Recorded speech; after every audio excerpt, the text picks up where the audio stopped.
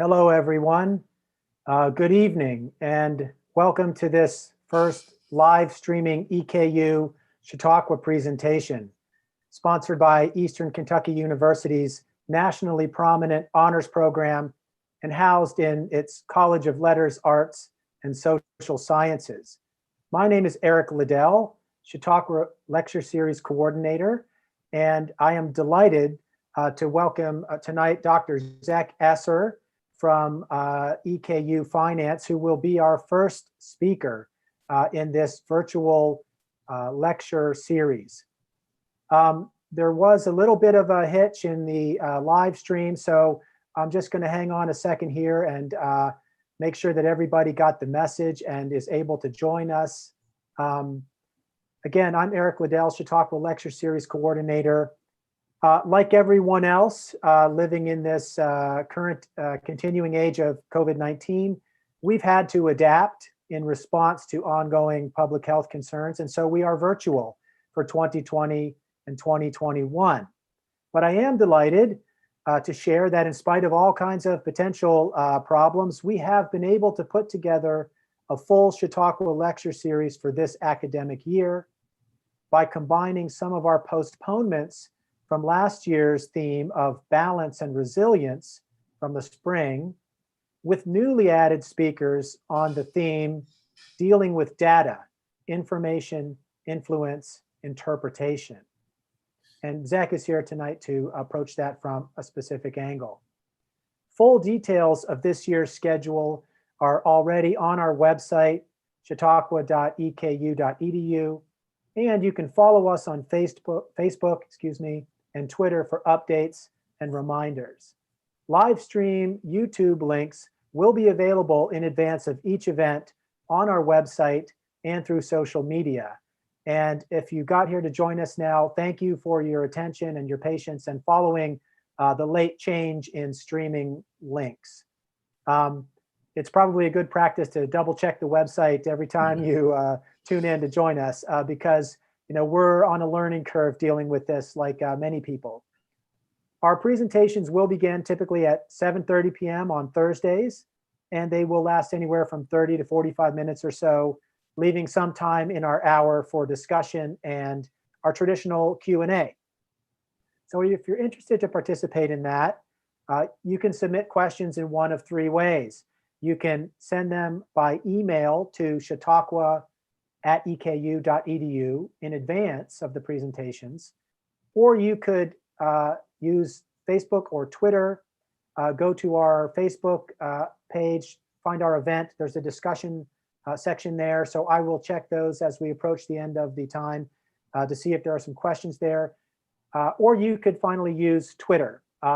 So we have our own EKU Chautauqua Twitter page, and I'll check that, but you can also make it easy for me by using the hashtag EKU Chautauqua. That's EKU CHAUTAUQUA. And I want to thank everyone behind the scenes who has helped put together the series and provided all kinds of support and assistance, too numerous to mention. They know who they are. We all thank you very much. And finally, of course, I want to thank our opening presenter, batting hit off, as it were, batting lead off.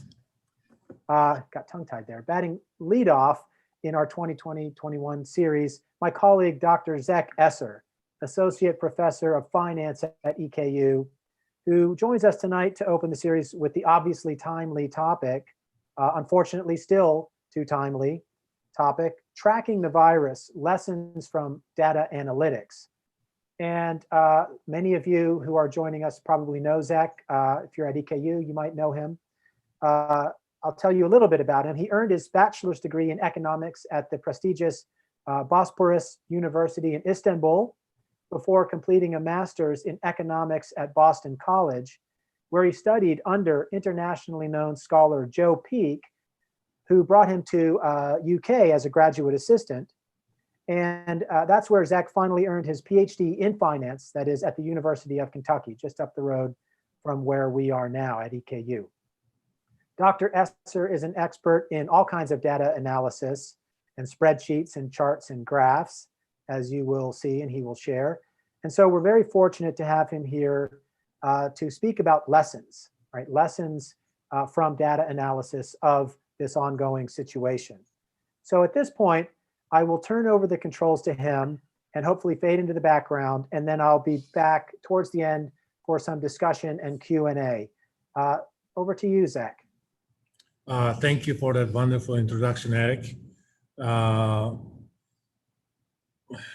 This is kind of, being the test pilot. So let's go ahead and start with our presentation. Let me see. Those of you who know me from Facebook know that I spent a lot of time and effort this summer posting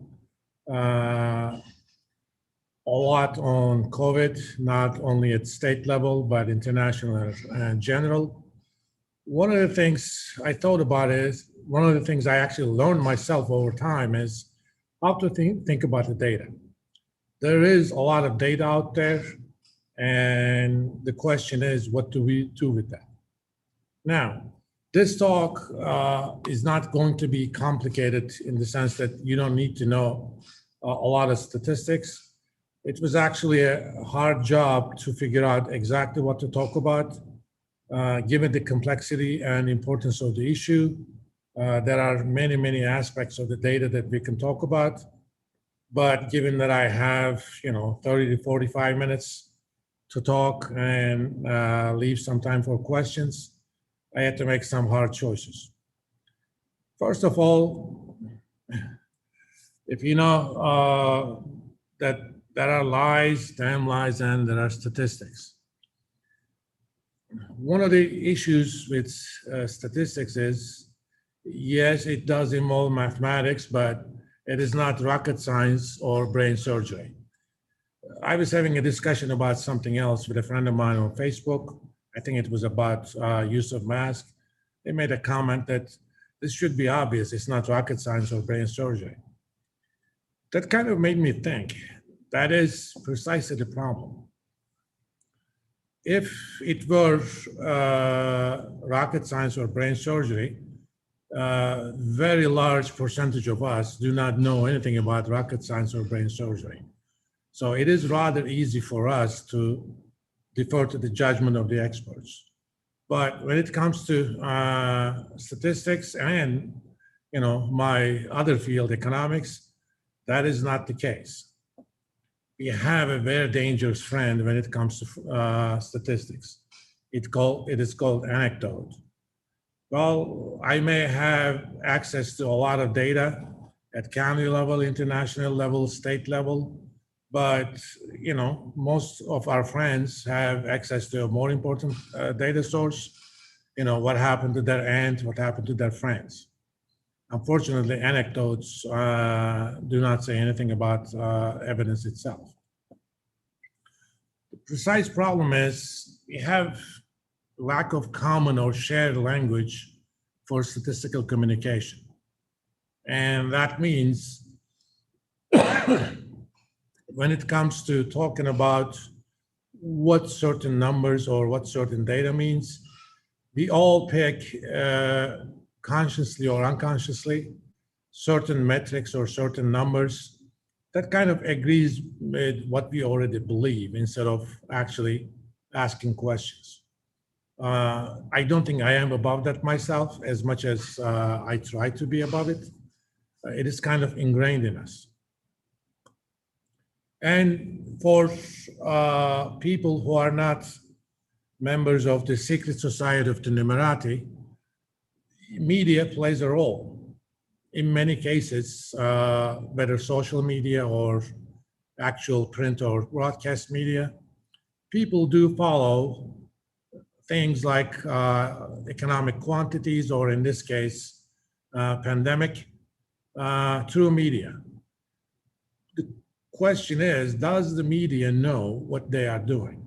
Unfortunately, in many cases, that is not the case. I'll give you an example. About a month and a half ago, there was an announcement about the second quarter GDP growth. Well, given that most of the US economy was shut down, it was not surprising that there was rather significant contraction. If you actually looked at the data itself and compared the GDP for the second quarter of 2020 to same quarter in 2019, you saw that GDP declined a little over 9%.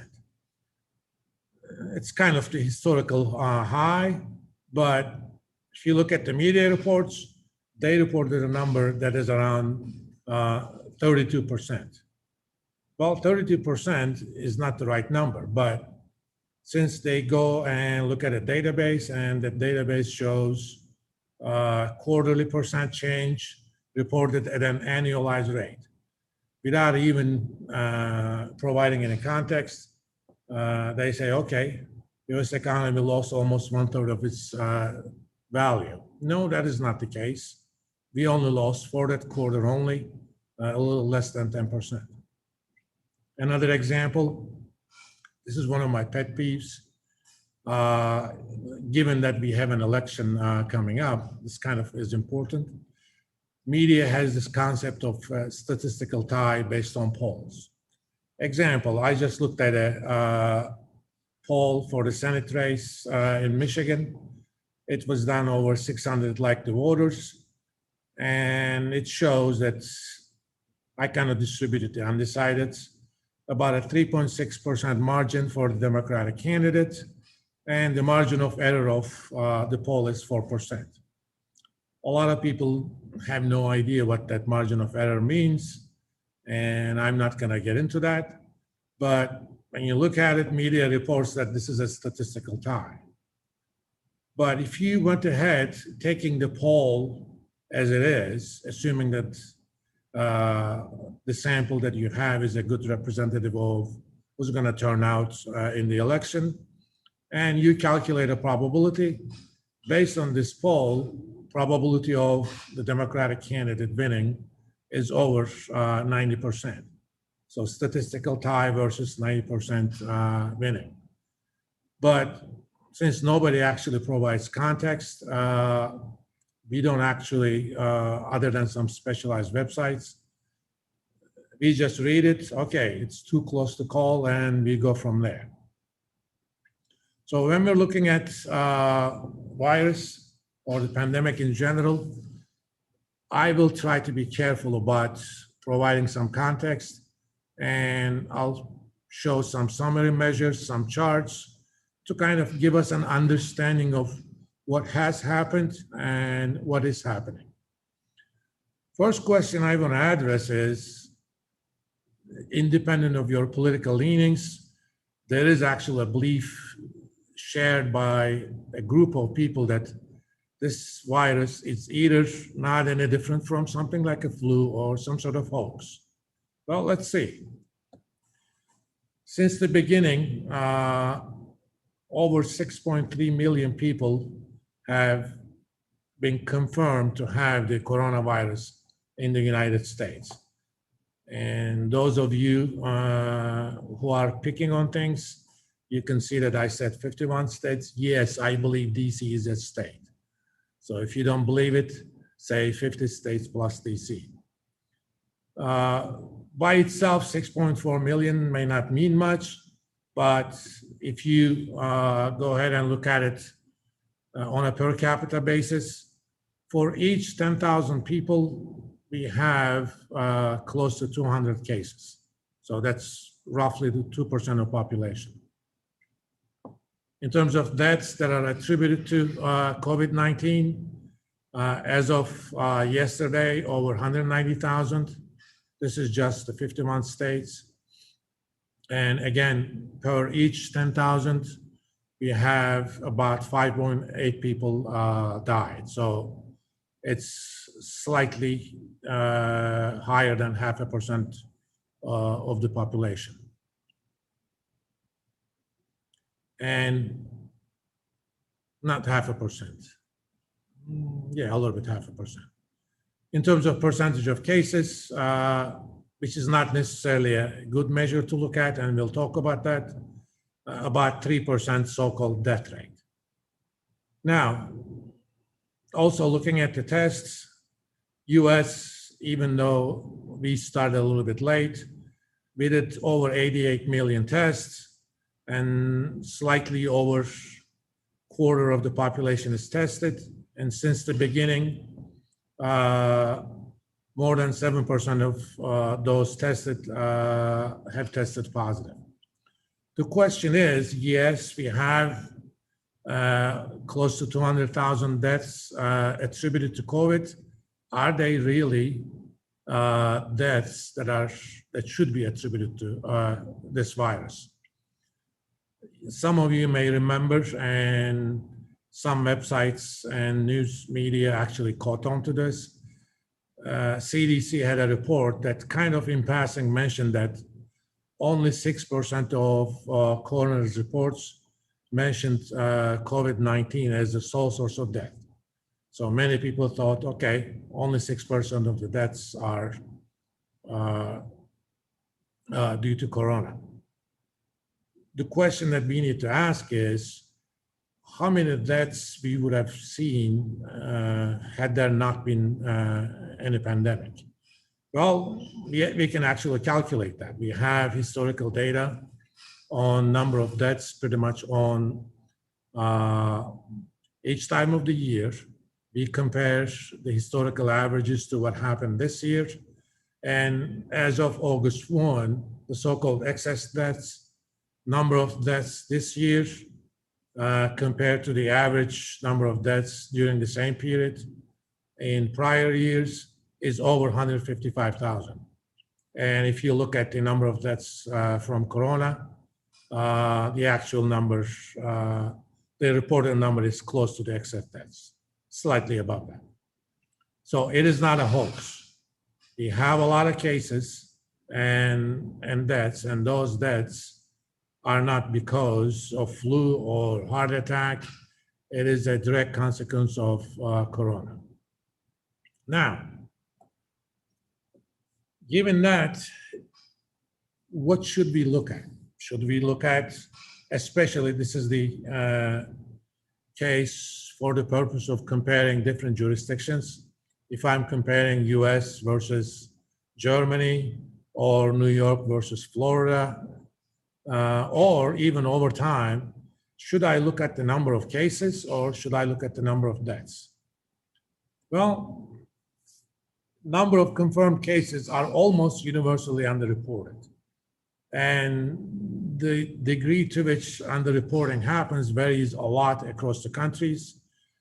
Some of that has to do with whether or not those countries or states are doing enough testing.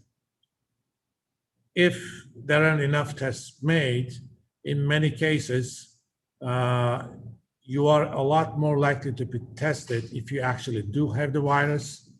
So the positive rates are rather high. Here's an example of variation across countries. For example, if you look at Brazil, one of the hottest spots in South America and in the world, they tested from beginning till now less than 7% of their population. But if you look at it, out of those tested, about 30% is positive.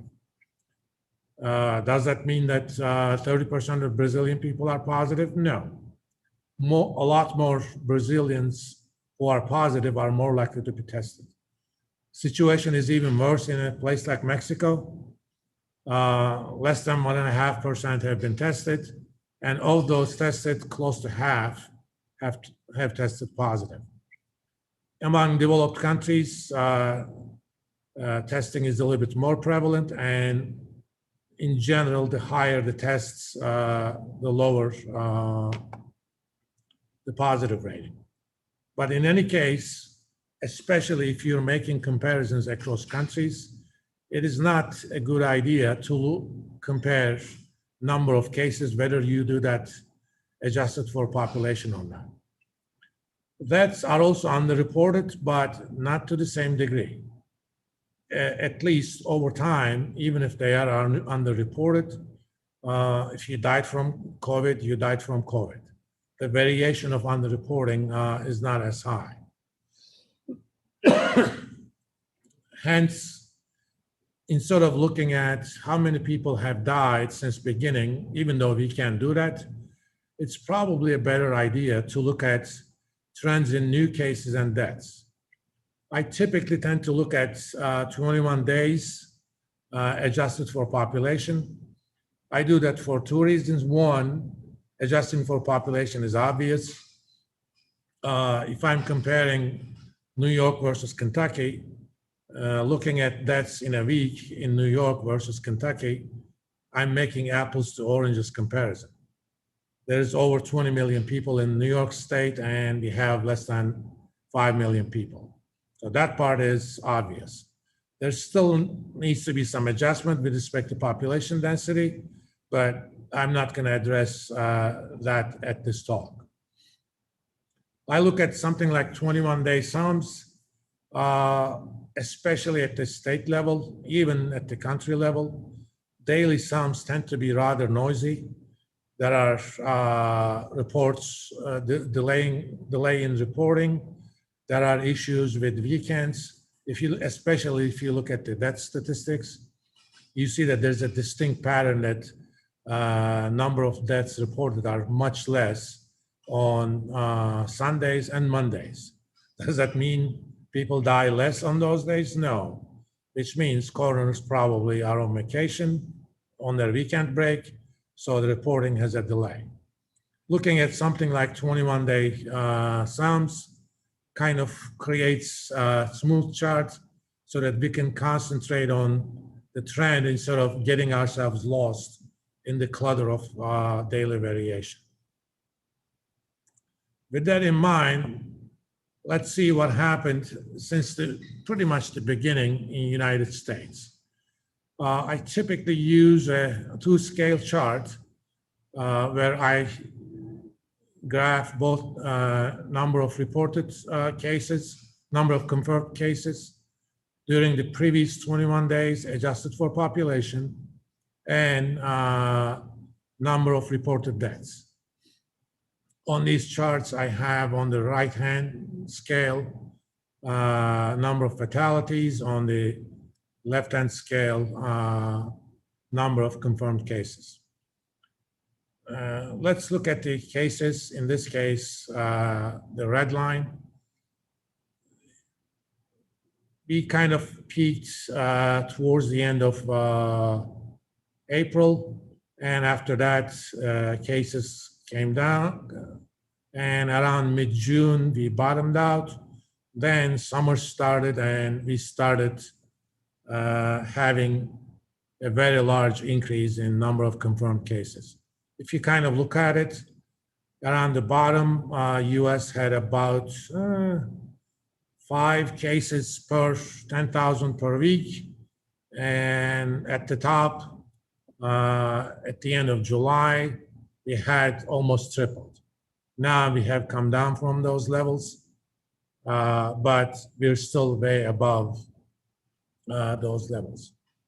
The problem with looking at the cases and saying, okay, we actually relaxed during the summer. Some of the states opened up their economies early, and because of that, cases increased. Without looking into further data, you cannot necessarily say that. And when we look at the next chart, we will kind of see that. On the front of fatalities, again, we peaked end of April, somewhat middle of May, and we bottomed out late June. As you know, it takes a while after diagnosis of corona until patients actually die from it. So there is actually a delay. Again, at the bottom, we were down to about 125 deaths per 100,000 per week. This is for the US in general. At the top, we came close to 2.25. Now we're slightly below 2. And I am afraid that we're going to actually see some increase this fall with the opening of the schools, we kind of started seeing some sort of increase in the cases, especially in certain locales, but it takes about 2-3 weeks for those increase in cases to be reflected in fatalities. Going back to this period from mid-June to kind of end of July, where a number of cases increased a lot, you can have number of cases increase for two reasons. One, well, a lot of people are actually getting infected. Two, we actually started testing a lot more people. In fact, when this rise started first, in many cases, the governors of the states that had huge increases in cases kind of clung to the story that all this increase is because of increased testing. Well, the answer was yes and no. Let's look at the next graph. We also have access to data on number of tests that are done in each state on every day and number of positives. If you look at it early on, US actually had a shortage of tests. If you look at 15th of April, less than 40 people per 10,000 per week were being tested. But over time, that has increased. And at the peak, at the end of July, we reached over 160. We came down a little bit from that, but we're still around 140. But in the meantime, something also happened to positive rate. Beginning 15th of April, US had about 20% positive rate. That was high for two reasons. One, we were still, around the peak of the so-called first wave. I actually call that beta wave, and I'm gonna get back to that. And two, because we did not test a lot of people, the positive rate was kind of biased. When you don't have enough tests, you kind of ration those tests for people who are showing symptoms. That means if I know that you are positive, I also know that you are a lot more likely to be tested compared to someone that I know to be negative. But as restrictions on number of tests available has become less of an issue, we also had lower and lower positive rates. In fact, at the bottom, the US positive rate was around 5%. Then it started increasing at the end of June.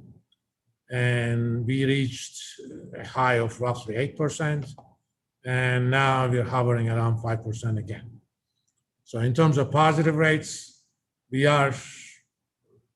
spent all summer basically trying to get back to where we were at the end of May and at the end of June. So looking at this increase, we can pretty much tell that, yes, some of that increase was due to increase in testing, but quite a bit of it, especially in hotspots, were due to increase in positive rate itself. I will get back to that a little bit more. Now, I have about, I guess, 10 to 15 minutes left. Let's make a comparison about how US and Europe kind of fared. I do not want to make comparisons between other parts of the world. Part of the reason I don't necessarily have that much confidence in data quality in Asia and Africa. There are some places that I have confidence, like Australia and New Zealand, but they're relatively small countries, so I don't want to make a comparison. All right, let's compare US with my favorite example to compare, Germany, and European Union in general. In terms of per capita cases, since the beginning, we have a lot more cases. I mean, if you look at it, US has more than 6 times Germans and more than about 4 times than European Union in general. That is despite hotspots like Italy, Spain, France, and UK. Okay, cases may be misleading, but we are not doing that well in terms of fatalities from corona either. Again, per 10,000 population, US, this should be actually per 100,000. US lost about close to 6, and Germany is around 1, and European Union is about half of US.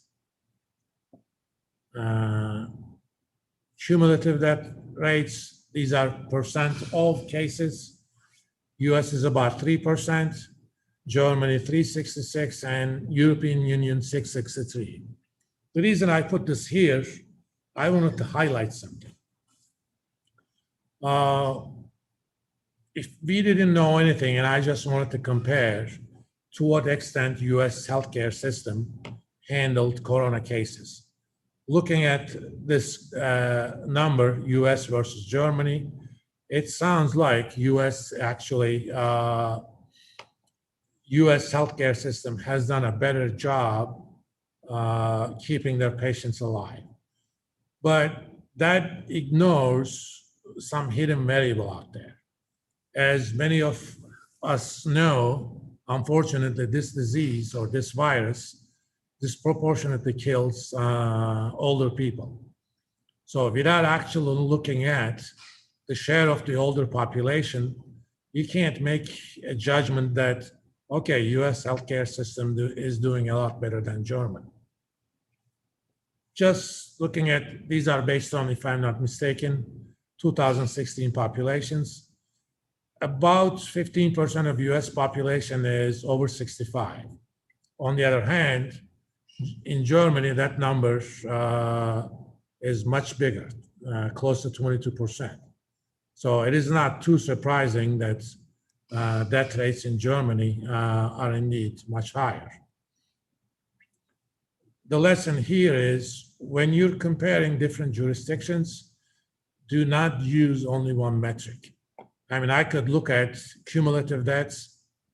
That's by itself may not mean much. Or cumulative death rates, well, looks like Germany is not doing as well as US, but on the other hand, they have a much higher at-risk population. Just looking for comparisons, looking at what happened in Germany, for example. Unlike us, Germans kind of peaked, again, mid to late April in terms of deaths, and they've been coming down ever since. There's a slight uptick recently in terms of deaths, but it is not that significant. There is an important uptick in terms of number of cases, especially the last month or so. And as some of you may know, there were actually demonstrations in Berlin protesting the German government that, you know, their number of cases per 10,000 went from a quarter to about half. Well, we would actually kill for those rates in the United States. Things are a little bit more severe for European Union. Again, they kind of peaked mid to late April in terms of number of deaths, but the last month or so, number of deaths also started to uptick a little bit. Not to the same degree that we experienced. They had a much bigger increase in number of cases. Around end of July, in European Union, they had about roughly half case per 10,000 per week. Now that number is kind of quadrupled to 1.5. Again, We would kill for those numbers. Actually, let's go back to US to see. Right now, our number of cases per 10,000 per week is 8. This is after the decline recently. Now, I want to briefly talk about kind of two phases of this virus. I call it the beta wave and the first wave. The beta wave is the time period from beginning till end of May.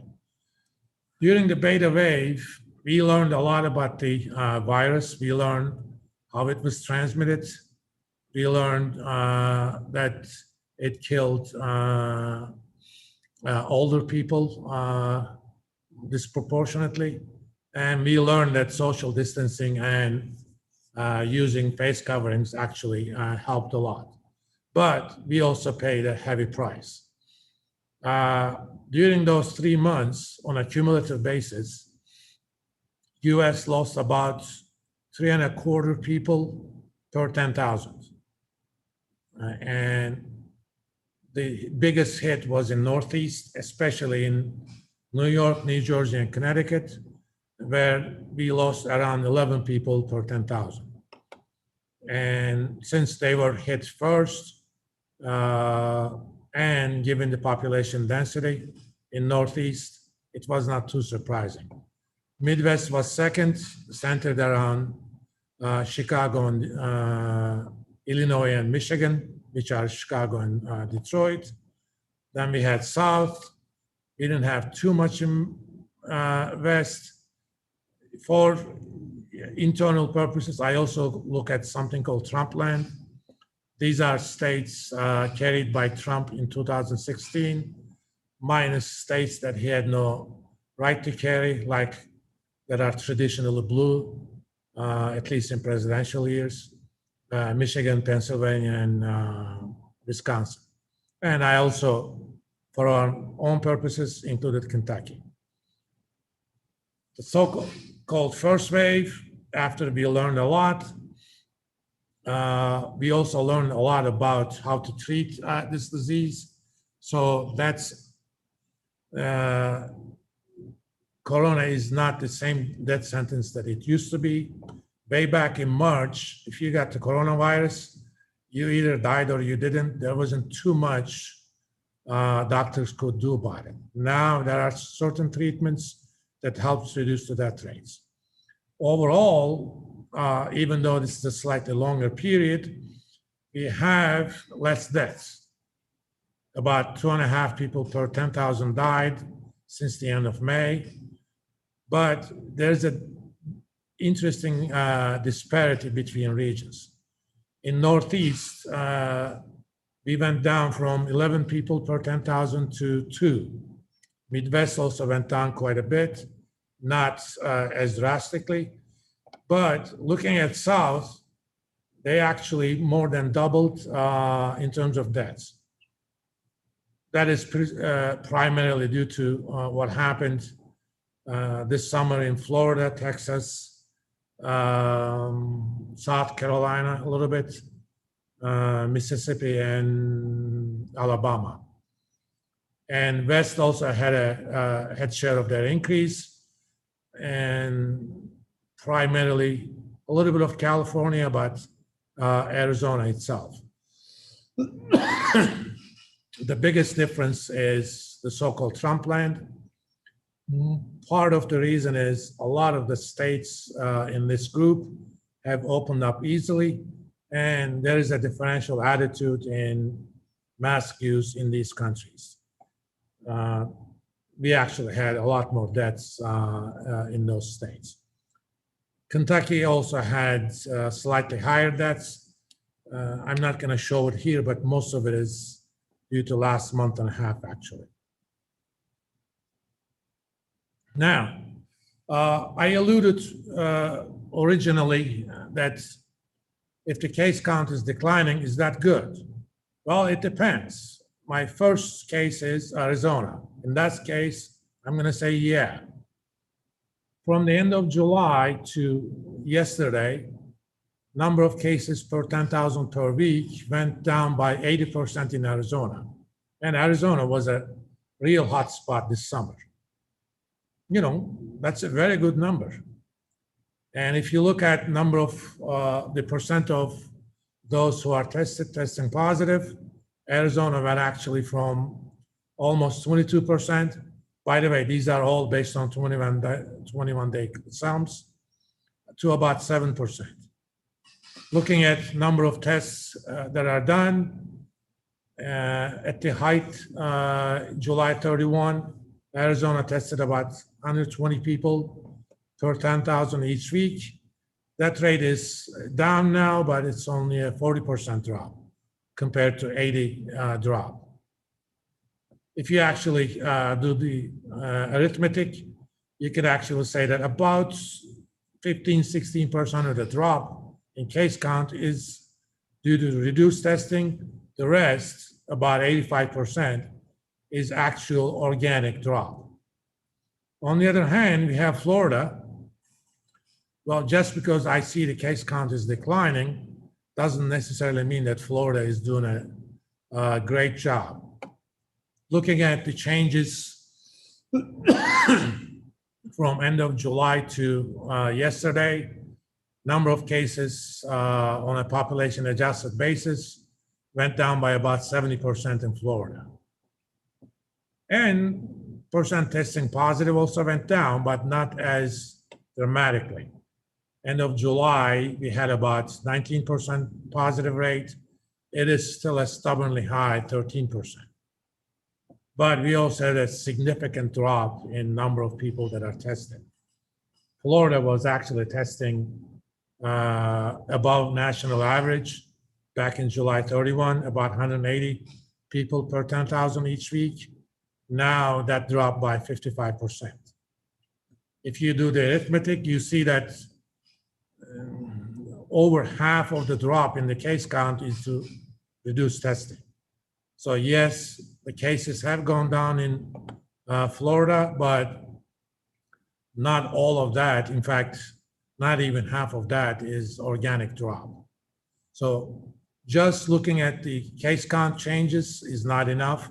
You need to look at additional numbers. As my last slide, I'm gonna kind of make a rough comparison of mask use and what happened in certain regions over the last 21 days.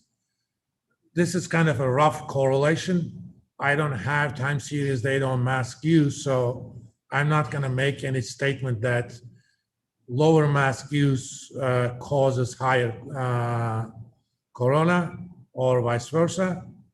I'm just gonna note the correlation. There is survey data that looks at mask use. I assigned a 5 if you always use it. I assigned a 0 if you never use it. On a population weighted basis, about 89.4% of the time on a strength adjusted basis, people use their mask in the Northeast, so almost 90%. On the other hand, in places like Midwest and South, the numbers are much smaller. And in Kentucky, we're not doing that good of a job either. Looking at the case counts over the last 21 days, as you can see, Northeast count is much lower compared to, for example, South and Midwest, where mask use is not as high. And looking at the deaths, pretty much the same scenario. This doesn't necessarily suggest a causation without doing more detailed statistical analysis, but at least there's a there. I'm gonna talk about college campuses later, but at this point, I wanna stop sharing my screen and wait for the questions. Thank you very much for your attention. I hope I didn't take too much of your time.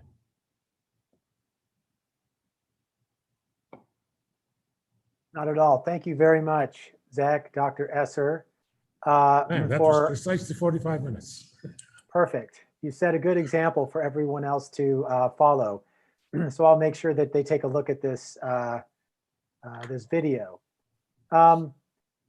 You mentioned a number of things kind of leading up to the first question that I have. I jotted one down in advance for you when you got to your last point about mask wearing in the last 21 days. Mm-hmm.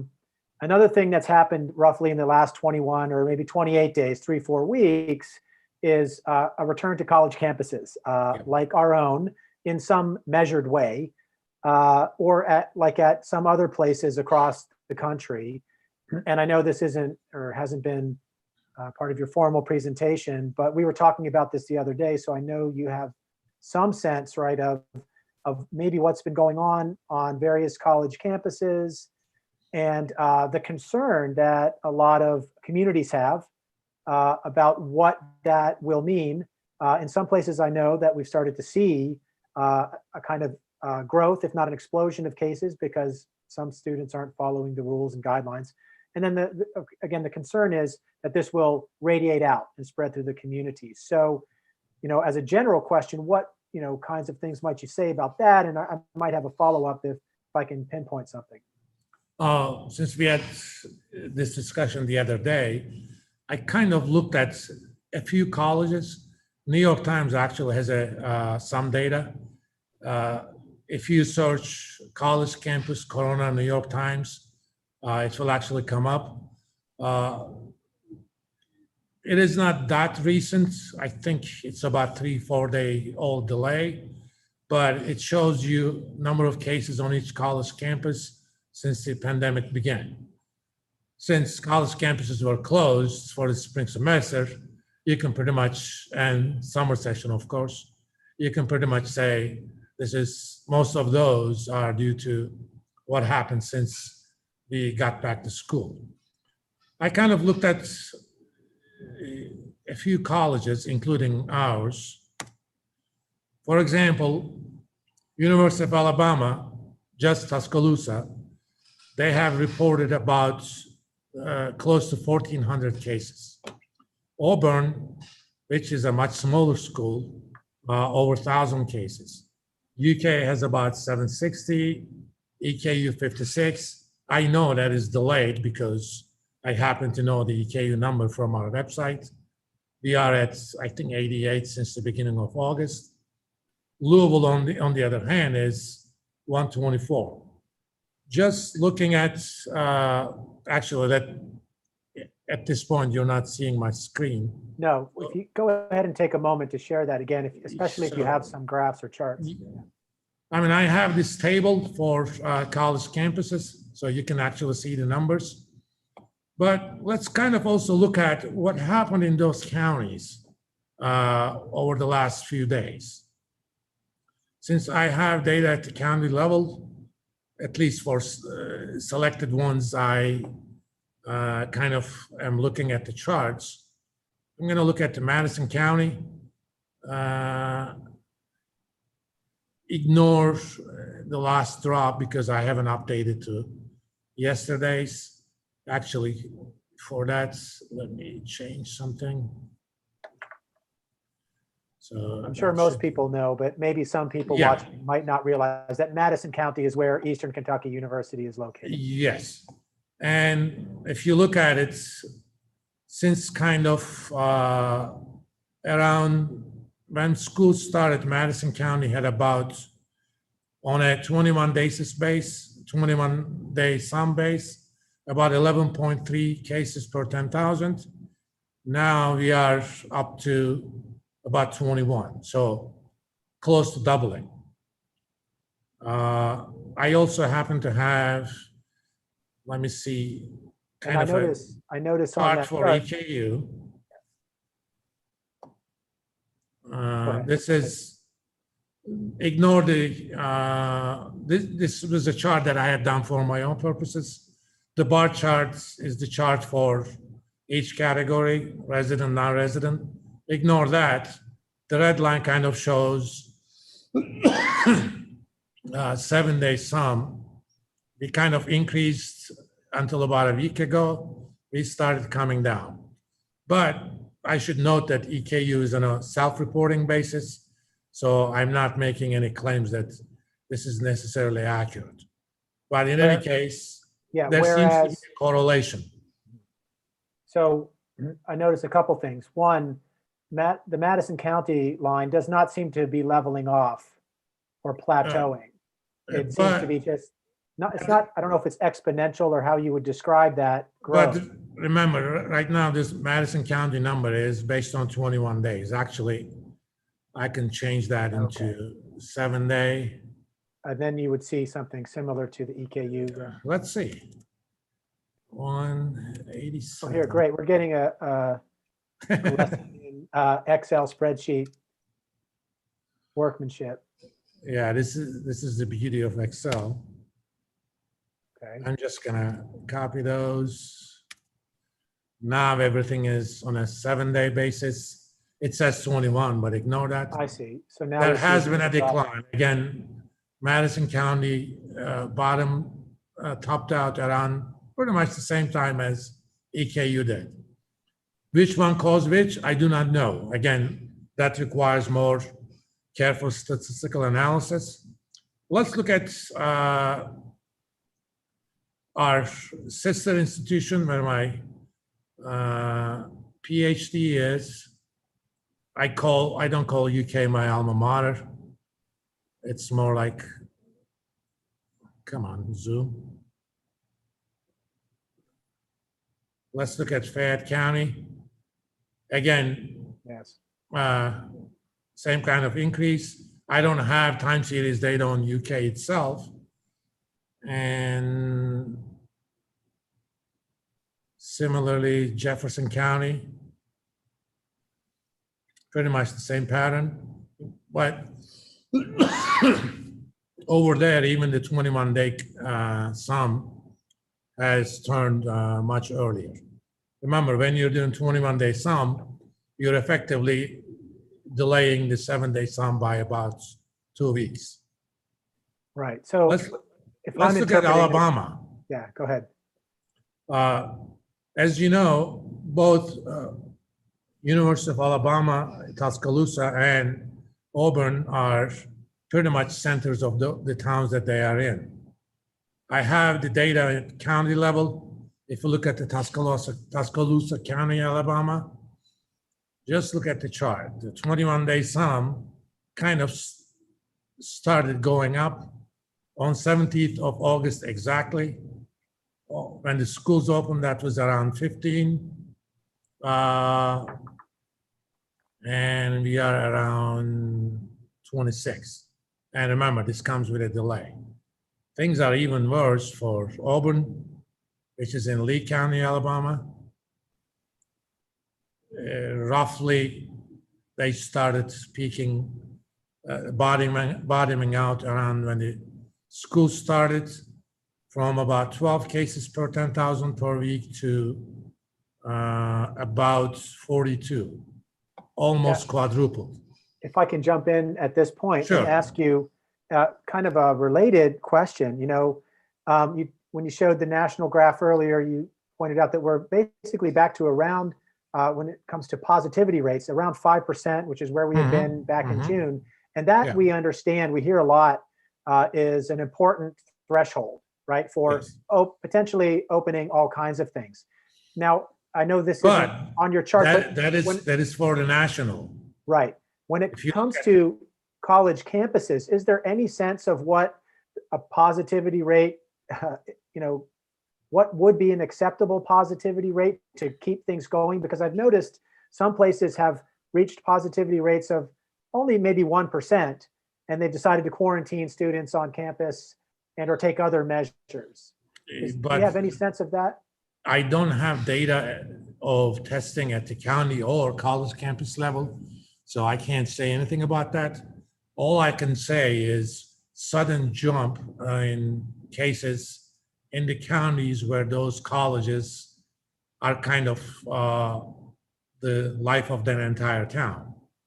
For example, in Madison County, yes, EKU is an important part of the town or county, but it's not as important to Madison County as Auburn University is to Lee County, or University of Alabama is to Tuscaloosa County.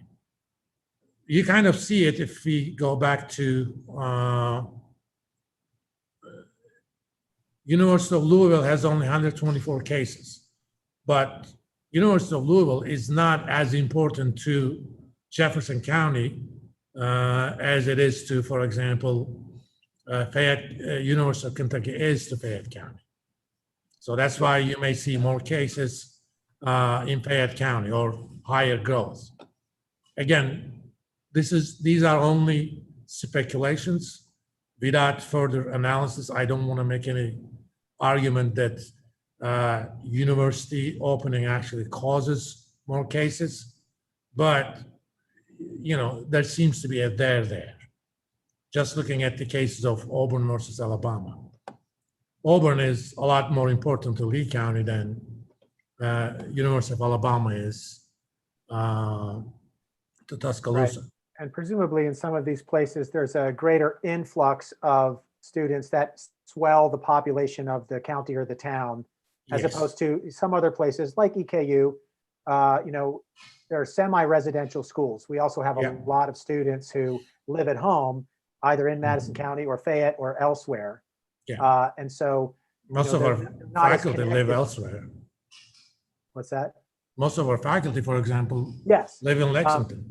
Right, and so the connection to community spread won't be as tight for a situation like that as it would be in Lee County and Auburn. Okay. Go ahead. Going back to your 5% comment, yes, we are almost back to 5%, but that's not necessarily uniform. I have charts at, let me actually open up our testing spreadsheet. Per capita numbers are not going to be correct, but let's kind of look at New York State. New York State, in terms of positivity rate, they just went down and down and down, and they're below 1% now. On the other hand, let's look at one of the new hotspots, Iowa. Part of it is, I haven't looked at individual counties in Iowa. Their positive rate has been going up. At the end of June, they were around 6% or so. They're over 16% now. Wow, and that's very alarming, obviously. This is 21-day rate. That means it comes with a delay. I also have the, other rates, or places like North Dakota, South Dakota, and Kansas is there, Nebraska is which there. We've been hearing about, on the news. Yeah. And places like Arizona actually are doing well. As you can see, their negative rate, they topped out around positive rate. I'm sorry, not negative rate. They topped out around 25%, but they're almost getting to 5%. Sorry, this is where exactly? This is Arizona. That's the whole state of Arizona. Okay. Yeah. They were the hottest spots in the United States, but they no longer are. But on the other hand, and so to draw out the lesson from this, we know in those places, unpopular as they might have been with different types of governors and their constituents, there were reversals of opinion and changes about public health policy and masking and what have you. So the presumption is that there is a causal connection there. That on the whole these practices work. But again, I'm a careful statistician. I do believe in that, but that needs to be formally tested. But what needs to be done is way beyond the scope of this talk. Well, we thank you. Yes. Way beyond the scope of some grad stats class as well. But soon it will be done. Well, we thank you for starting off the 2020-2021 EKU Virtual Chautauqua Lecture Series with this discussion of the analysis of the coronavirus data that you've been, the analyses, I should say, plural, that you've been doing, I know, from the beginning, because I follow you on Facebook and I see your regular updates, which I and many of my colleagues have pointed out to you have been very helpful, alongside the mass of information we get about these types of things as well. The flood of information, good, bad, and ugly that we get. And misinformation as well.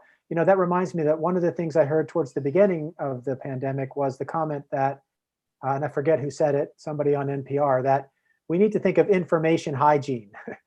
I mean, we have to think of coronavirus hygiene, but information hygiene as well, and how to understand and appreciate statistics, is an important part of that, obviously. So we thank you for that, for this quick tour of some of this information and for the lessons to be drawn. And I guess I have maybe one question to end this. Sure. What you mentioned, your sort of prognosis for the fall. I'm not asking you for an exact prediction, but what sort of measures or what metrics do you expect, or would you suggest that we really monitor? What do you think is going to be most important to watch into November, December? Depends upon what you want to do with it. If you're a state governor and you want to make sure that you have enough medical resources, especially with the flu season coming, you probably should look at hospitalization rates or what's going on there. But if you're thinking about what sort of overall policy, health policy, you want to look at definitely trends in the positive rates, to what extent you are testing more, and to what extent people are using masks. There are now surveys being made, and hopefully soon I'm going to have some time series data on that. Because without time series data on mask use, it's not easy to make a causal statement, but at least there seems to be a correlation between mask use and increased number of cases, or in this case, decreased number of cases. Definitely look into that, and definitely look into what's going on with over the last 2 to 3 weeks, what's going on with the number of cases and how do they relate to the recent past. The usual charts that I do. Yes, and with the addition of, hospitalizations, as you mentioned at the beginning, which with the added complexity of flu season, et cetera. And so people out there, take care, follow the information, absorb or digest the information wisely, process it. Look up Zek on Facebook if you want to follow his regular updates. So I think we'll bring this to a close. Thank you again, Dr. Zek Eser of the EKU Department of, let me get this right. You have a long name, Finance. School of Business. School of Business and Technology. Professor, Yes. Associate Professor of Finance. Yes. For starting off this virtual Chautauqua lecture series. Again, to everybody out there, we will be continuing this throughout this academic year on select Thursdays at 7:30 p.m. You can find full information on the EKU Chautauqua website, and you can follow us on Facebook and on Twitter. So once again, thank you, Dr. Eser. You're most welcome. It was my thank pleasure. you, everybody out. Mine too. Thank you, everybody out there, for watching. Stay safe and be well. Until next time.